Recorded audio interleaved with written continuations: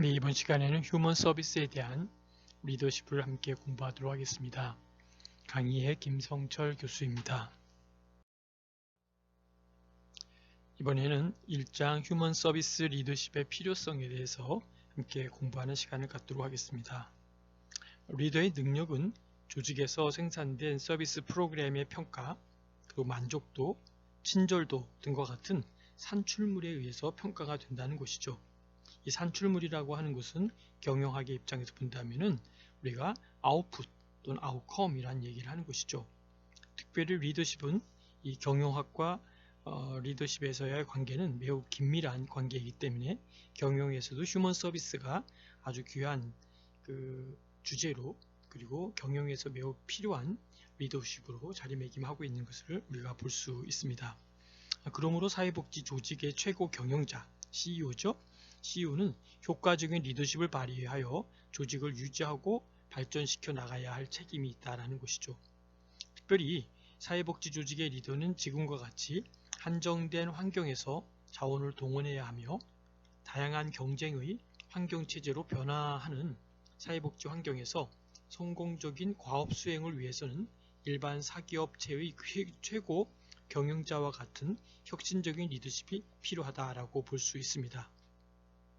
사회복지 조직에서 리더십의 필요성은 여러 가지가 있지만 몇 가지로 나누어서 살펴보도록 하겠습니다. 첫 번째는 조직 구성원의 동기부여에 있어서 리더십이 필요하다라고 하는 것이죠. 그것은 사회복지 조직원은 바로 자율성을 추구하는 욕구를 가지고 있다라고 보는 것입니다. 두 번째는 새로운 환경에 적절히 대응하기 위해 리더십이 필요하다라고 보는 것이죠. 그 이유는 사회복지 조직의 외부적인 환경은 끊임없이 변화하고 있으며 이러한 환경의 압력이 증가하고 있다라고 보고 있습니다. 세 번째는 신기술, 다시 말하면 새로운 구조와 같은 변화 요인을 조직에 통합시키기 위해 리더십이 필요하다라고 보는 것입니다. 그래서 사회복지 서비스 분야에서 새로운 기술이나 새로운 구조의 도입이 활발하게 진행되고 있다라고 보는 것이죠. 마지막 네 번째는 조직 목표를 일치하기 위해 리더십이 필요하다라고 하는 것이죠. 그 이유는 사회복지 조직의 목표와 그리고 조직 구성원의 목표가 일치하지 않을 수 있다는 것이죠. 이러한 두 목표 사이에 가능한 많은 부분이 일치할 수 있도록 노력하기 위해 리더십이 필요하다라고 볼 수 있습니다. 자, 여러분, 휴먼 서비스 리더십의 필요성에 대한 부분을 함께 보면서 특별히 사회복지 조직, 다시 말하면 이 부분을 휴먼 서비스 조직이다 라고 볼 수 있죠. 여기에서 리더십은 필수 불가결한 요소다라고 볼 수 있습니다. 사회복지 조직의 상황에서 볼 때는 전문가의 자율성의 욕구와 또 조직의 통제 욕구, 이 두 관계 속에서 긴장이 생기게 되죠. 근데 이것은 곧 나름대로 구성원들의 조직의 규칙과 규정을 준수하도록 하기 위해 리더십이 요구되고 있다라고 보는 것이죠. 자, 그리고 사회복지 서비스 분야는 지속적으로 변화하는 환경적 압력이 증가하고 있다는 것이죠. 그리고 외부 요구에 따른 변화를 모두 고려한 조직 체계를 갖는 것은 불가능하기 때문에 리더십이 더욱더 필요하다라고 볼 수 있습니다. 그리고 최근 사회복지 조직의 규모와 업무량이 확대되고 있기 때문에 업무의 처리의 전문성과 또 신속성이 요구되는 사례가 증가되고 있다는 것도 아시기 바랍니다. 휴먼 서비스 리더십의 필요성을 조금 더 볼 수 있는데요. 사회복지 조직의 경우 기관 자체의 운영 규정에 위임 정결 규정을 마련해서 법인의 승인을 받아 위임 정결 규정을 시행할 필요성이 높다고 봅니다. 이러한 규정은 부장이나 과장급의 중간 관리자가 자율성과 책임성 있는 결정 권한을 갖고 신속한 대민 업무 처리를 할 수 있도록 조치하는 것이다 라고 볼 수 있습니다. 특별히 리더십은 개인의 행동이나 그리고 행동에 대한 수준이죠. 리더십은 개인 행동의 수준이나 또 집단 행동의 수준, 그리고 조직체 행동의 수준에서 개발할 수 있는 부분이 있다라고 볼 수 있습니다. 그런 맥락에서 나름대로 휴먼 서비스의 맥을 함께 잡아가는 것이 참 필요하다라고 볼 수 있는데요. 여러 가지 뭐 개인이나 집단이나 여러 행동들이 있지만 그 나름대로의 개발하는 여지를 두고 휴먼 서비스 리더십을 함께 만들어가는 것도 매우 유용하다라고 볼 수 있습니다. 그 다음에 이제 슈퍼비전에 대한 얘기를 잠시 할 텐데요. 슈퍼비전에 대한 개념을 한번 살펴볼 필요가 있습니다. 특별히 슈퍼비전에 대한 부분을 어떻게 볼 수 있느냐라고 하는 개념을 정리하는 것 중에 슈퍼비전이다 라고 하는 것은 라틴어로 보면은 슈퍼라고 하는 말과 나름대로 그 슈퍼라고 하는 것은 위에서 본다라고 하는 그런 비전이자 그러거든요. 이제 비전이라는 것이 비데르라고 하는 말로 관찰하다 또는 그 어떤 면을 본다라는 뜻에서 우리가 유래되어 있다는 것이죠. 그래서 슈퍼비전은 위에서 이렇게 보는 것이죠. 직역을 하면. 그런데 사회복지 행정에서는 이것은 감독이나 통제라는 의미로 보다는 상대방을 지지해주고 격려해주고 지도해주는 그리고 필요한 정보를 제공해주는 등의 의미로 사용된다고 볼 수 있다는 것이죠. 그런 면에서 우리가 사회복지 조직에서 중요한 하나의 키워드가 사회복지 서비스를 효과적이고 효율적으로 전달하기 위하여 라고 하는 그런 맥락을 우리가 볼 수 있는데요. 여기에서 우리가 지식과 기술을 잘 사용하도록 도와주는 활동이다 라고 볼 수 있다는 것이죠. 그런 면에서 슈퍼비전에는 슈퍼비전의 주체인 슈퍼바이저와 또 슈퍼바이저의 상대방인 슈퍼바이지가 있기 때문에 조직 내의 상하의 위계관계가 있음을 전제 조건으로 할 수 있다라고 볼 수 있습니다. 슈퍼비전의 개념을 우종모 학자는 뭐라고 얘기하냐면요. 사회복지 슈퍼비전의 궁극적인 목적을 고객에게 최대한 효과적이고 질 높은 사회복지 서비스를 제공하는 전문적 실천을 위한 조직원과 조직의 책임성을 실현하도록 보장하는 것이다. 이렇게 제시를 했습니다. 그러면 이어서 슈퍼비전의 기능을 한번 살펴보도록 하겠습니다.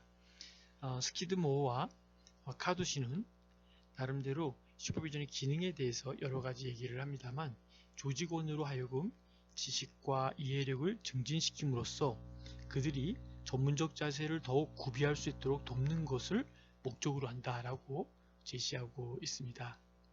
특별히 스키드모어는 사회복지 업무에 대해 슈퍼비전을 할 수 있는 슈퍼바이저의 조건을 몇 가지로 제시를 했습니다. 그 중에 첫 번째가 슈퍼바이저가 갖추어야 할 가장 중요한 것은 자질이다 라고 보았습니다. 특히 서비스에 대해 전문적인 지식, 태도, 실천 기술과 같은 것들뿐만 아니라 조직에 대한 이해와 기관이 제공하는 제반 서비스들에 대한 지식도 함께 갖추어야 한다라고 보고 있습니다. 두 번째는 사회복지 실천 기술에 대한 전반적인 이해와 함께 특정 전문 분야에 대한 탁월한 실천 기술을 소유해야 한다라고 보고 있습니다. 스키드모어는 세 번째, 슈퍼바이저는 다양한 문제 상황과 의문들에 처하게 된 슈퍼바이지들이 쉽게 자신을 찾을 수 있도록 해야 된다는 것이죠. 슈퍼바이저와 슈퍼바이지의 그 관계는 여러분들 잘 아시지 않습니까? 슈퍼바이저는 이제 지도와 감독을 하는 사람이고 슈퍼바이지는 그런 슈퍼비전을 받는 사람들이죠. 그러니까 슈퍼바이지들이 쉽게 자신을 찾을 수 있도록 해줘야 된다라는 것이죠. 왜? 다양한 문제 상황과 의문들에 처하게 되었을 때 그들이 그 슈퍼 자신들이 자신을 찾을 수 있도록 해주는 것, 이것이 슈퍼바이저가 해야 될 가장 중요한 조건이다라고 볼 수 있습니다. 네 번째는 자신의 슈퍼비전 활동에 대해 깊은 관심과 진지한 자세를 갖춰야 된다라고 하는 것이죠. 왜냐하면 이러한 자세가 슈퍼비전을 받는 슈퍼바이지들에게는 업무를 습득하는 데 있어서 긍정적인 동인으로 작용한다라고 볼 수 있다는 것이죠. 다섯 번째는 제반 실천 활동들에 대한 자신의 지식이 불완전할 수도 있음을 솔직하게 드러내야 한다라고 볼 수 있습니다. 때로는 실수도 할 수 있음을 보여줄 수 있어야 하고요. 여섯 번째는 칭찬과 인정을 아끼지 않는다라는 것이 중요한 포인트라고 볼 수 있습니다. 왜냐하면 이러한 긍정적인 보상이 워커들의 동기를 유발하고 또 전문성의 개발을 꾀하는 데는 필수적이다라고 볼 수 있습니다. 네, 그리고 컨설테이션의 개념을 함께 보도록 하겠습니다. 이 컨설테이션이라는 것은 기업에서의 컨설팅과 같은 의미이며 또 궁극적인 목적은 문제 해결을 위한 대안을 제공하는 것이죠.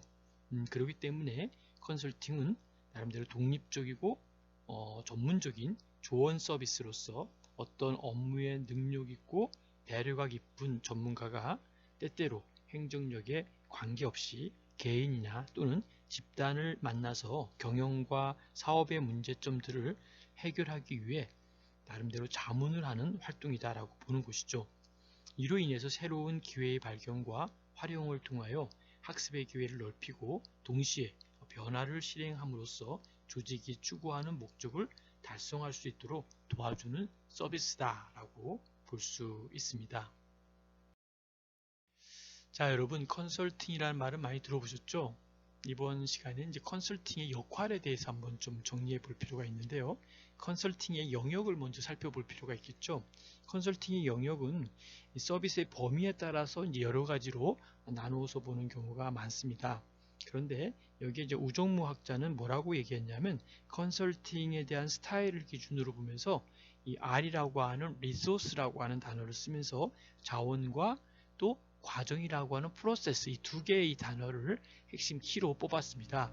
그래서 여러분들이 기억할 것은 리소스라고 하는 단어의 R과 프로세스의 P, 이 P와 R을 잘 구분하는 것이 매우 중요한 포인트가 된다라고 볼 수 있습니다.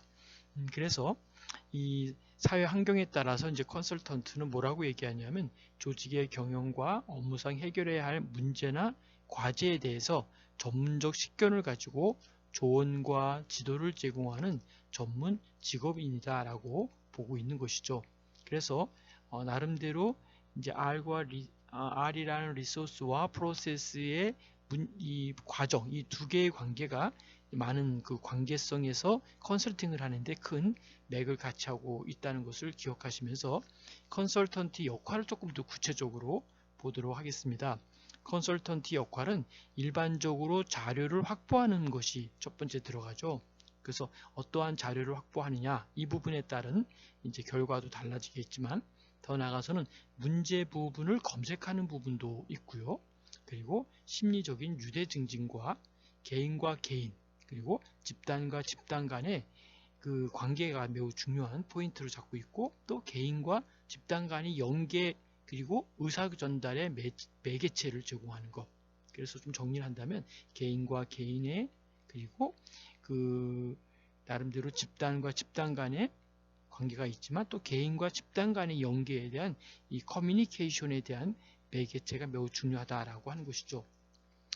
그런 면에서 또 보류라고 하는 그러한 부분에서 보류의 과정 분석과 진단 그러니까 과정 속에서 나타나는 분석을 진단하고 더 나아가서는 구성과 논점에 대한 재구성하는 것 그리고 논점과 재구성의 환류에 대한 권유 말이 좀 이렇게 복잡한 그 하나의 그 스펙트럼처럼 얘기를 해드려야 되는데 이 환류에 대한 권유 다시 말하면 피드백이라는 말을 많이 들어보셨죠?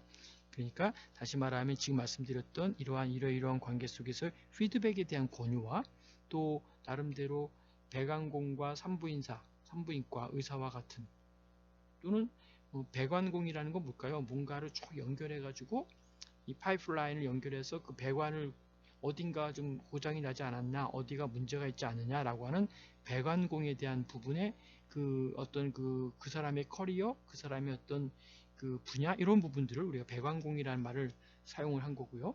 또는 뭐 산부인과 의사와 같은 산파역 그러니까 산부인과 의사로서 어떤 출산을 위한 그런 프로세스 그것이 바로 컨설팅에 대한 갖고 있는 역할이다 라고 보는 것이죠. 그런 면에서 이제 뭐 어떤 탐구 정신과 또 고취 그러니까 탐구 정신에 대한 것들을 좀 더 그 많은 어떤 역할과 무슨 과정을 보면서 특히 아까 말씀드렸던 두 가지의 단어 리소스와 프로세스 속에서 무언가를 만들어내려고 하는 그러한 어떤 정신적인 열정이나 이런 고취가 있다는 것이죠. 그리고 그 가운데 나타나는 갈등이 있는데 그 갈등에 대한 관리의 조력, 이런 부분들이 바로 컨설팅이다 라고 보는 것이죠. 더 나아가서 이제 사회복지적인 측면에서 살펴본다면 사회복지 조직에서의 일반적으로 사회복지 시설의 업무 지침에 의해서 각 조직별 의무적으로 설치된 운영위원회의 교수진이 또는 회계사, 노무사, 변호사 등의 전문가에 의뢰하여서 컨설팅을 정례화하는 것이 필요하다라고 보는 것이죠. 그런 면에서 이제 컨설팅의 역할은 그러한 그 리소스와 프로세스의 관계와 또 이러한 여러 가지의 어떤 산파 역할까지 하는 이러한 모든 과정들, 이 모든 과정의 전체 프로세스의 과정들이 바로 컨설팅의 역할이다. 이렇게 큰 틀로 이해하시면 좋을 것 같습니다. 컨설테이션 추진 시 초기에 점검해야 될 사항이 몇 가지가 있습니다. 첫 번째는 공동의 문제 정의는 어떤 문제에 대하여 고객이 인식하고 있는 개념과 그리고 컨설턴트가 인지하고 있는 개념을 비교 논의함으로써 서로 간의 개념에 합의해야 한다라는 의미를 갖고 있습니다. 두 번째는 달성될 어떤 결과의 논의는 컨설턴트와 고객은 컨설팅 프로젝트가 달성해야 할 것이 무엇이고 또 달성 여부를 어떻게 측정할 것인가를 명확히 해야 한다라는 것도 우리가 이해해야 됩니다. 세 번째는 컨설턴트와 고객의 역할 숙지는 다시 말하면 컨설팅 프로젝트 기간 동안에 예측하지 못했던 사건이나 새로운 사실들이 발견될 경우에 필요하다라는 것도 기억하시면 좋겠습니다. 자, 여러분 이번 시간에는 휴먼 서비스에 대해서 함께 공부했죠. 휴먼 서비스 좀 여러 가지 다양한 매개체를 보았고 또 컨설팅까지 보면서 우리가 가져야 될 나름대로 복지적인 그런 휴먼 서비스에 대해서 조금 더 도움이 되셨기를 바랍니다. 끝까지 경청해 주셔서 감사드리고요. 질문과 토론은 저한테 카톡으로 남겨주시면 함께 토론과 또 질문에 응하도록 하겠습니다. 수고하셨습니다.